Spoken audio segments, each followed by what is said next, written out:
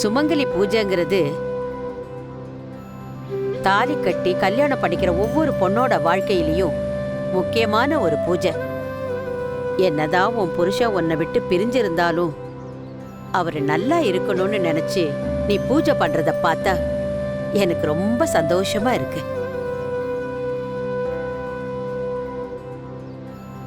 எனக்கு நீ பண்ற பல விஷயங்கள் பிடிக்காம இருந்தாலும் கட்டின புருஷனுக்கு ஆபத்துன்னு தெரிஞ்ச உடனே நீ இத பண்றது என் மனசுக்கு ரொம்ப நிறைவா இருக்கு. இந்த குணம் எல்லாருக்கும் வராது. நாளைக்கு கல்யாணம் ஆனதுக்கு அப்புறம் மித்ராவும் இந்த மாதிரி தான் இருக்கணும்னு நானும் ஆசைப்படுறேன். இல்ல மித்ரா? இந்த பாட்டுக்கு வர வேலையே இல்ல. கொஞ்ச நாளா எதுக்கு எடுத்தாலும் பாரதி அப்படி பண்றா இப்படி பண்றான்னு சொல்லி சொல்லி பெரிய இவ மாதிரி பேசிட்டு இருக்காங்க. பாரதி, நல்ல நேரம் ஆரம்பிச்சிருச்சு, பூஜையை ஆரம்பிச்சிடுமா? சரிங்கம்மா. சாமி, பூஜையை எப்படி ஆரம்பிக்கணும்? ஒவ்வொரு ஊருக்கும் ஒவ்வொரு வழக்கம் இருக்கு, அதனால கேட்டேன். முதல்ல அம்மனுக்கு அபிஷேகம் பண்ணி பூக்கள் தூவி மந்திரங்களை சொல்லி அதுக்கப்புறம் அம்மனுக்கு நேர்த்தி கடனா 108 தேங்காய் உடைச்சிட்டு கோயில சுத்தி வந்து 3 முறை குளத்துல முங்கி எழுந்து தாலியில குங்குமம் வச்சுக்கணும். அதுக்கப்புறம் 9 சுமங்கலிகளுக்கு பட்டுப்புடவையும் குங்குமம் மஞ்சள் பூ பழம் இதெல்லாம் தட்டுல வச்சு கொடுத்து அவங்க கிட்ட ஆசீர்வாதம் வாங்கணும். இதுதான் இந்த கோயிலோட வழக்கம். ரொம்ப சந்தோஷம் சாமி, பூஜையை நல்லபடியா நடத்தி கொடுங்க. ஆகட்டுமா? பாரதி, அதான் சாமி சொல்லிட்டாருல்ல, நீ சீக்கிரமா பூஜையை ஆரம்பி. சரிங்கம்மா. பாரதி, அம்மனை நல்லா வேண்டிக்கோ. பிரிஞ்சிருக்கிற உன் புருஷன் சீக்கிரமே உன் கூட வந்து சேர்ந்துருவாரு.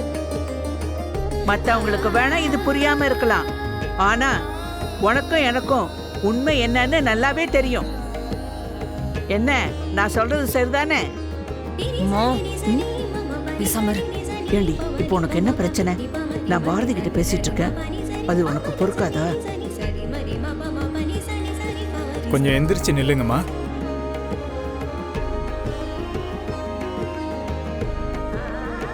பாரதி, ஒரு நிமிஷம். ஆமா, உன் கழுத்துல இருந்த தாலி செயினங்க காணோம்.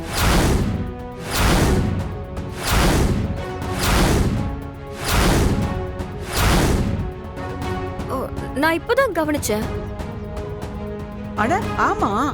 அட கடவுளே, நான் இத கவனிக்கவே இல்லையே. அதான் பாரதி ஒரு மாதிரியா இருந்தாலும்.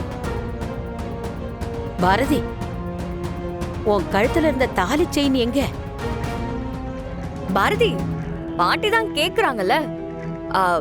பெரியவங்க உன்னை பிடிக்காதவங்களா இருந்தாலும் நீ பண்ற சுமங்கலி பூஜையில கலந்துக்கிறதுக்காக வந்திருக்காங்க. தாலி எங்கன்னு பதில் பேசு. இப்படி கல்லு மாதிரி நிக்கிற. ஏன் மித்ரா, இப்ப எதுக்கு நீ இப்படி பேசுற? இத பாரு, கொஞ்ச நேரம் அமைதியா இரு. பாரதி, என்னாச்சு பாரதி? பாரதி, ஏதாவது பிரச்சனையா? நீ தாலி இல்லாம இருந்து நான் பார்த்ததே இல்லையே. பாரதி, என்னம்மா நடந்துச்சு சொல்லுமா. கோயிலுக்கு வர வழியில என் தாலி திருடு போயிருச்சு.